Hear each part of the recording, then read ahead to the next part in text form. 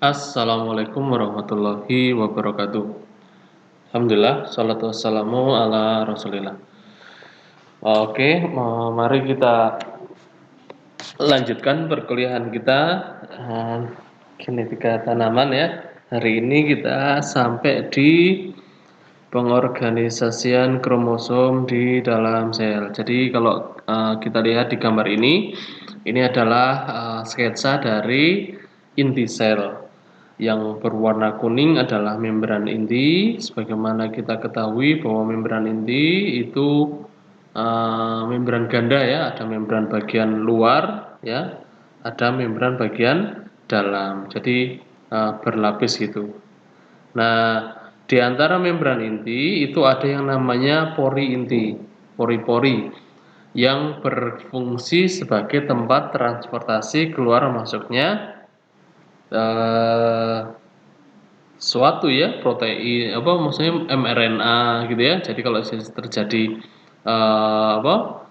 transkripsi gitu dihasilkan mRNA maka dia akan keluar melalui membran inti. Transkripsi terjadi di dalam inti.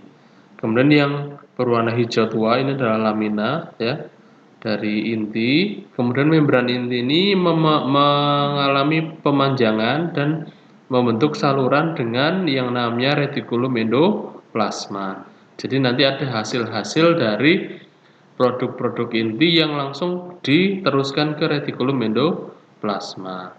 Oke, yang hitam adalah anak inti dan yang paling penting di sini adalah yang berwarna biru. Yang berwarna biru ini adalah DNA dari inti atau materi genetik dari sel ya. Jadi memang dia seperti ini, ada yang terekspos gitu ya di permukaan ini kan sitoplasmanya ya.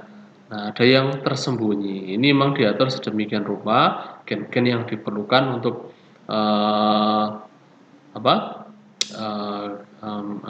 kebutuhan atau ya metabolisme sel itu akan terekspos, sedangkan yang tidak berguna itu atau bukan tidak berguna, tidak diekspresikan itu akan ada di dalam sehingga dia tidak bisa diakses oleh yang namanya DNA atau RNA polimerase ya, terutama RNA polimerase yang akan membentuk mRNA.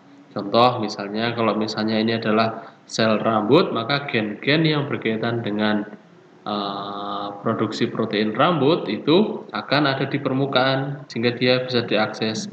Tapi gen-gen yang tidak sesuai, misalnya gen pembentukan tulang gitu ya, gen pembentukan sel darah merah itu akan dilipat dan tidak terakses sehingga tidak terekspresi pada sel rambut. Oke, kurang lebih seperti itu. Nanti silakan dibaca lebih dalam berkaitan dengan ini. Ya, ini sangat menarik sebenarnya, dengan memahami ini kita bisa memahami bagaimana protein di sel itu terekspresi. Oke, pengepakan DNA itu jadi karena DNA sangat panjang ya kan, dan gennya juga banyak. Selain itu juga ada beberapa sebagian besar gen itu malah tidak berfungsi atau kita belum tahu fungsinya, maka perlu dipak. Sebagai awalan, gen adalah urutan atau sekuen nukleotida. Kemarin sudah paham, nukleotida adalah terdiri dari 3 komponen, basa nitrogen, fosfat, dan gula ribosa, ya kan? Nah, urutan itu merupakan unit fungsional yang membentuk protein. Jadi ada urutan yang dimaksud di sini adalah urutan basa nitrogen ya, karena kalau gula ribosa dan fosfatnya kan sama. Yang beda adalah basa nitrogen. Jadi urutan basa nitrogen A, G, C, T, G, A, C dan sebagainya itu tertentu untuk bisa fungsional. Nah, yang fungsional itu dinamakan gen. Sedangkan yang tidak fungsional nanti namanya adalah intron. Ya, intron adalah bagian yang tidak fungsional dari DNA. Sedangkan ekson adalah bagian yang fungsional. Ekson jadi satu, nanti jadi protein, ya. Nanti kita lihat. Nah, kecuali pada bakteri, kalau pada bakteri itu tidak ada intron, adanya ekson, karena seluruh materi genetik atau DNA bakteri itu fungsional, dia menyandikan protein. Kromosom adalah untaian tunggal, ya maksudnya ya untaian ganda, tapi dia satu gitu ya, tidak ya. Jadi panjang yang membentuk yang terdiri dari atau di dalamnya terdapat banyak banyak gen. Nanti di dalam kromosom itu ada origin of replication, telomere sama centromere. Histone adalah protein yang digunakan untuk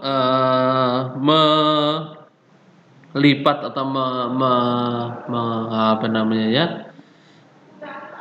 mengukel apa namanya itu. Jadi untuk mengepak DNA. Nanti kita lihat. Jadi untuk kalau kita main layang itu kan benangnya itu harus diuntai gitu ya.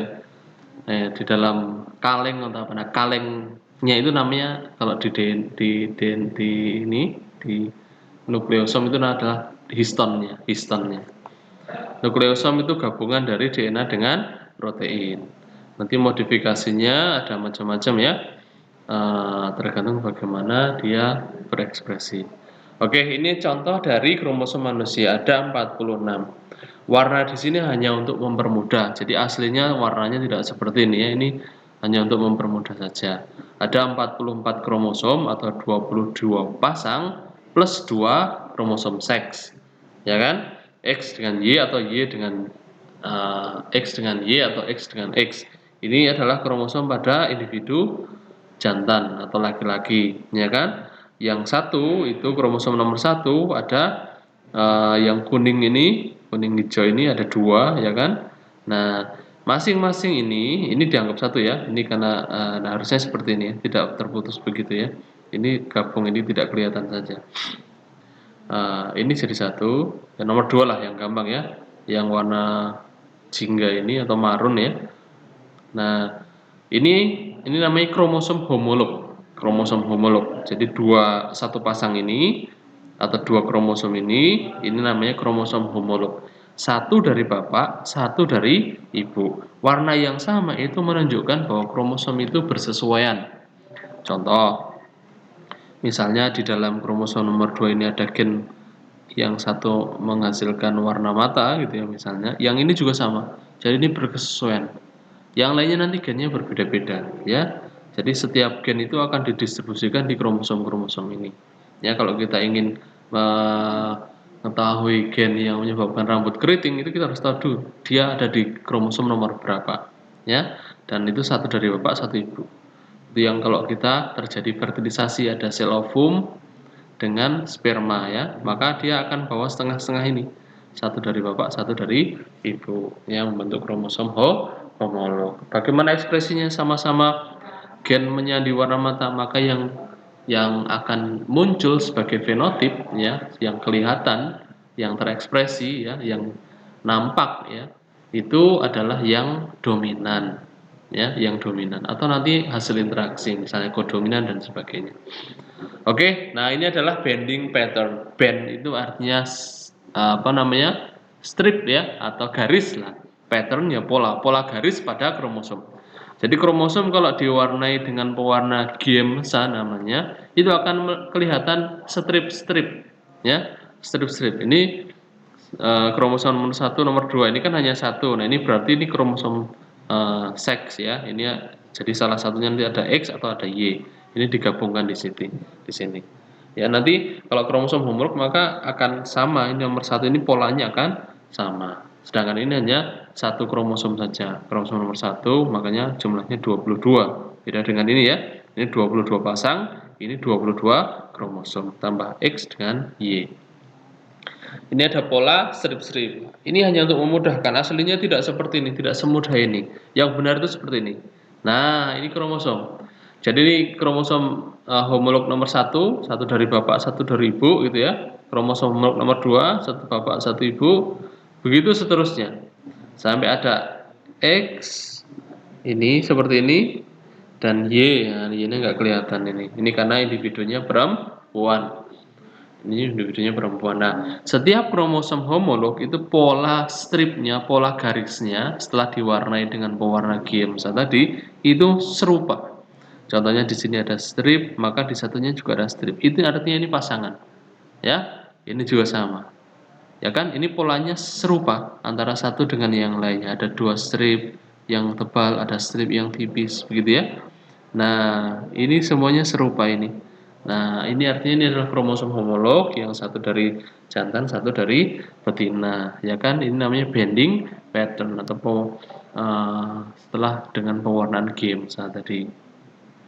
Oke, ini contoh sketsa kromosom sekitar 22 sampai 48 juta pasang nukleotida atau pasang basa lah ya. Ini heterokromatin. Kalau heterokromatin itu artinya dia padat ya, dia tidak terekspresi.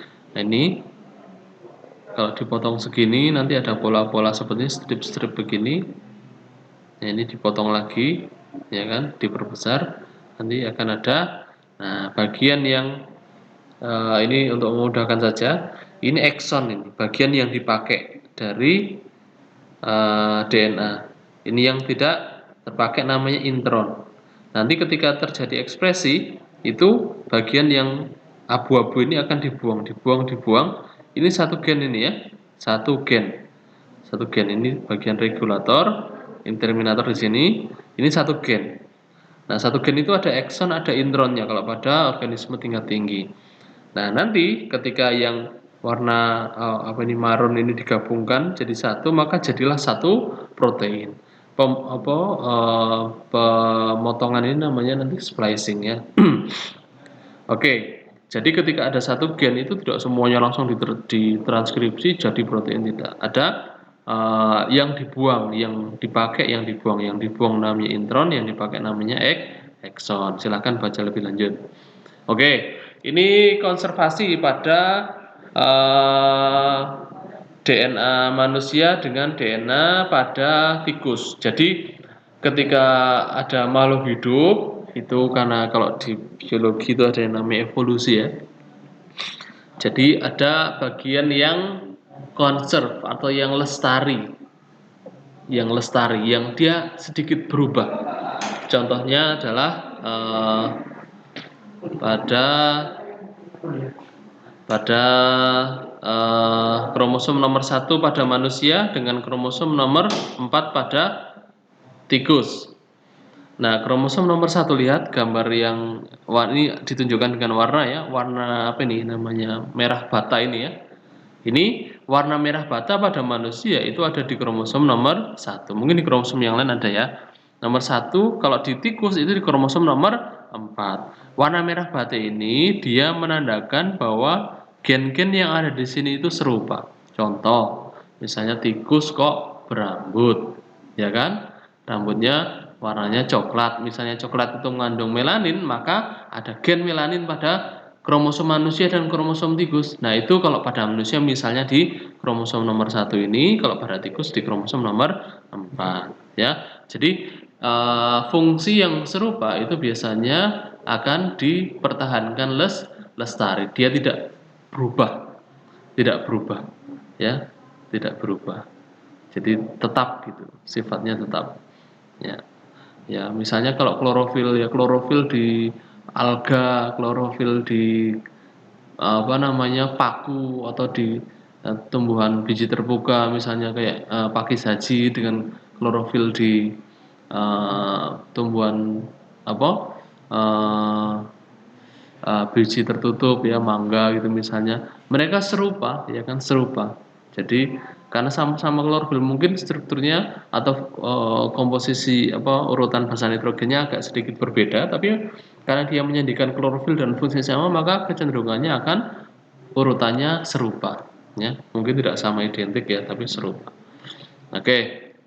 Nanti ini untuk melihat kekerabatan sebenarnya ketika di kalian belajar tentang bioinformatik ya, bagaimana melihat pola-pola untuk gen yang sama di berbagai macam makhluk hidup.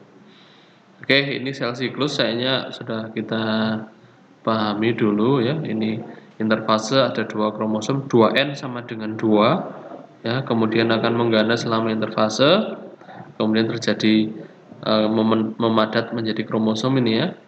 Ini kan kromatin lah ya ibaratnya itu. Nah, ditarik jadilah 2, ini namanya mitosis.